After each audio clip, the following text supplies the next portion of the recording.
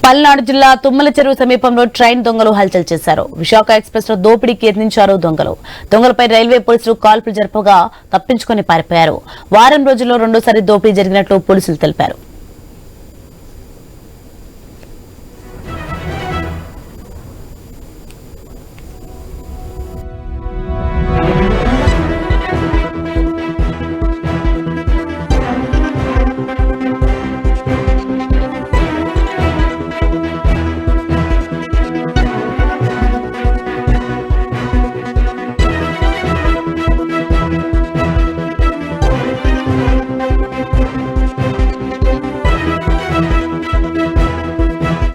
Breaking news చూస్తున్నాం. పల్నాడు జిల్లా తుమ్మల చెరువు సమీపంలో ట్రైన్ దొంగలు హల్చల్ చేశారు. విశాఖ ఎక్స్ప్రెస్ లో దోపిడీకి యత్నించారు దొంగలు. దొంగలపై రైల్వే పోలీసులు కాల్పులు జరపగా తప్పించుకుని పారిపోయారు. వారం రోజుల్లో రెండోసారి దోపిడీ జరిగినట్టు పోలీసులు తెలిపారు.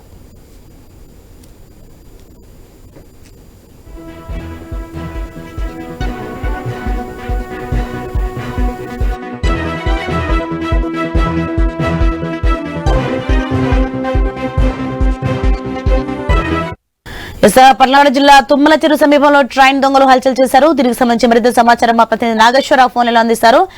నాగేశ్వరరావు, ఆ దొంగల పరిస్థితి ఏంటి?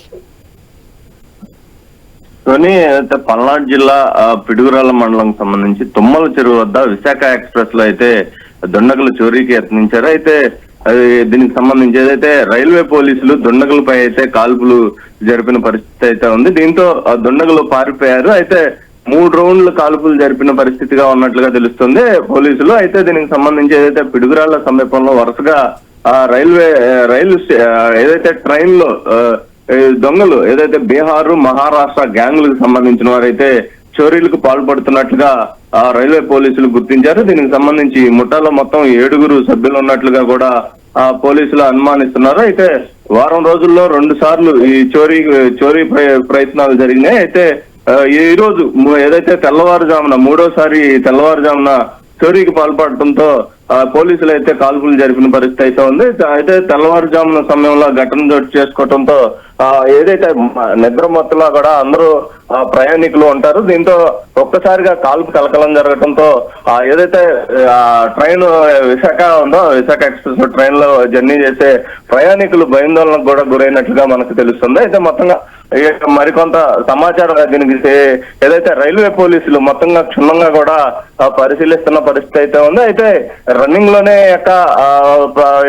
ఈ యొక్క ఘాటకానికి ఈ బీహార్ మహారాష్ట్ర గ్యాంగులు పాల్పడుతున్నట్లుగా కూడా తెలుస్తుంది. అయితే దీనికి సంబంధించి ఏదైతే రైల్వే పోలీసులకు ఉన్న సమాచారం మేర మనకు తెలిసిన సమాచారం ఏదైతే ఈ యొక్క 3 ఘటనలే కాకుండా గతంలో అంతకు ముందు ఇంకేమన్నా దోపిడీలకి పాల్పడ్డారా, వీరు ఈ 7గురితో పాటు ఇంకా ఎవరన్నా ఉన్నారా అన్న కోణంలో కూడా పోలీసులు అయితే విచారణ జరుపుతున్న పరిస్థితి అయితే ఉంది. సోని, right, thanks for the information Nageswararao.